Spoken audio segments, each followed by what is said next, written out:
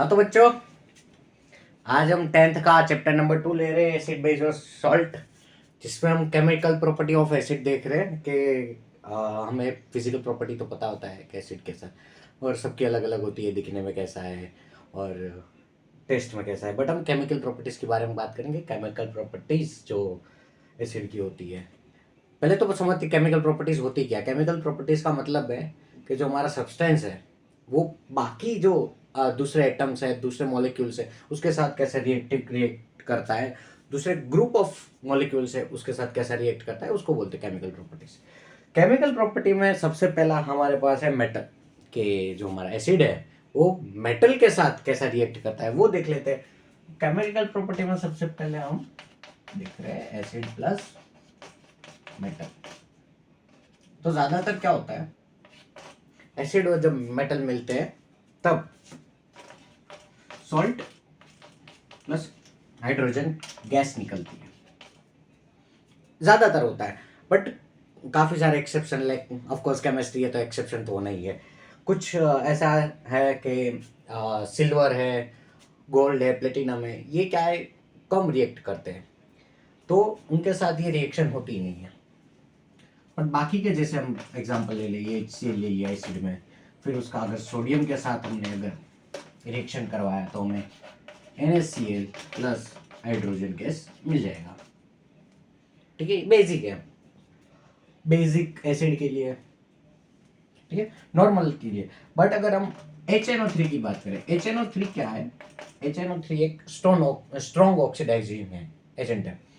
तो मतलब ये जो है ना, ये हमारे हाइड्रोजन गैस को ऑक्सीडाइज कर देगा। कैसे देखते हैं, यहाँ पे Na बन रहा, अब ये Na3 सोडियम नाइट्रेट ये बन गया, प्लस यहाँ पे H2 जो बना था, प्लस हमको पता है ये स्ट्रॉन्ग ऑक्सीडाइजिंग एजेंट है तो इसको ऑक्सीडाइज कर देगा। हमने लास्ट लेक्चर में सीखा था टाइप ऑफ रिएक्शन में कि ऑक्सीडेशन और रिडक्शन क्या होता है, तो ये स्ट्रॉन्ग ऑक्सीडाइज एजेंट है। प्लस यहाँ पे नाइट्रोजन निकलता है, उसको भी ऑक्सीडाइज करके NO बना देता है।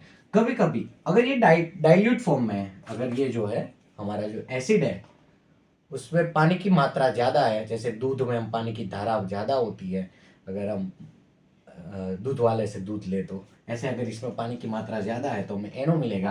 बट अगर ये कॉन्सेंट्रेटेड है, मतलब इसमें पानी की धारा कम है, ये बहुत ज़्यादा स्ट्रॉन्ग है, तो हमें NO की जगह पे NO2 मिलता है।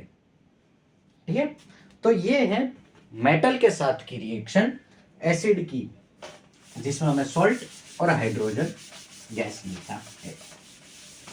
दूसरी हम देखते हैं मेटालिक कार्बोनेट और मेटालिक बाइकार्बोनेट के साथ कैसे होती है। पहले तो समझ लेते हैं कार्बोनेट और बाइकार्बोनेट क्या होता है। तो NaCO3 ये होता है मेटालिक कार्बोनेट, सोडियम कार्बोनेट। यहाँ पे सोडियम जो है मेटल है तो मेटालिक कार्बोनेट। बाइकार्बोनेट मतलब NaHCO3, दोनों की सेम रिएक्शन, याद रखने की जरूरत ही नहीं, कार्बोनेट बाइकार्बोनेट सेम रिएक्शन। अगर हमने यहाँ पे HCl लिया तो सॉल्ट मिलता है, पहले तो NaCl plus H2O plus CO2।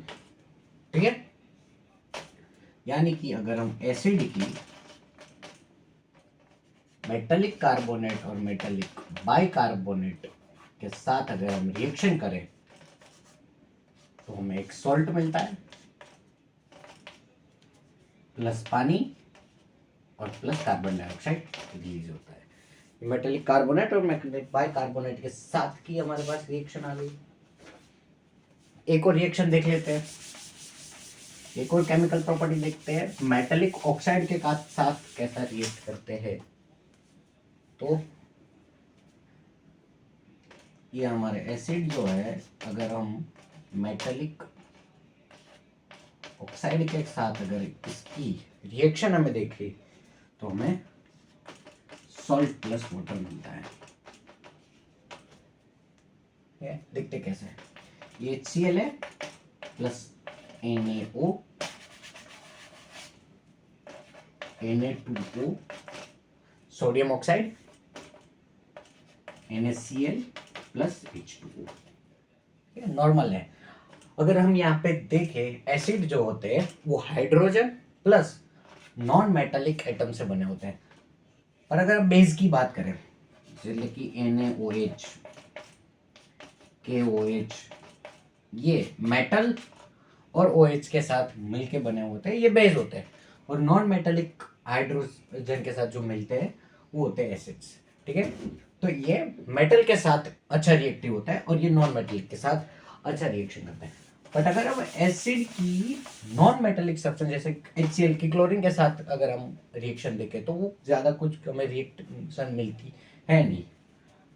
But अगर हम एसिड की बेस के साथ देखें तो वो न्यूट्रलाइजेशन हमको रिएक्शन मिलती है कि एसिड प्लस बेस मिलने से हमें H2O प्लस सॉल्ट मिलता है।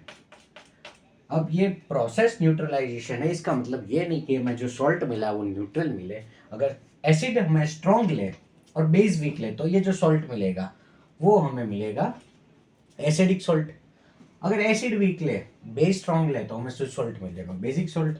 एक ऐसा एग्जांपल भी दे देते हैं, CH3COOH एसिटिक एसिड है जो हमारा वीक एसिड है। वीक एसिड का मतलब है कि इसमें जो H प्लस आयन जो है वो देने की जो क्षमता है वो कम होती है। मतलब ये H प्लस आयन जो रिलीज करना है वो कम चाहता है, उसकी ऐसा एक्सपर्टीज नहीं है H प्लस आयन देने की।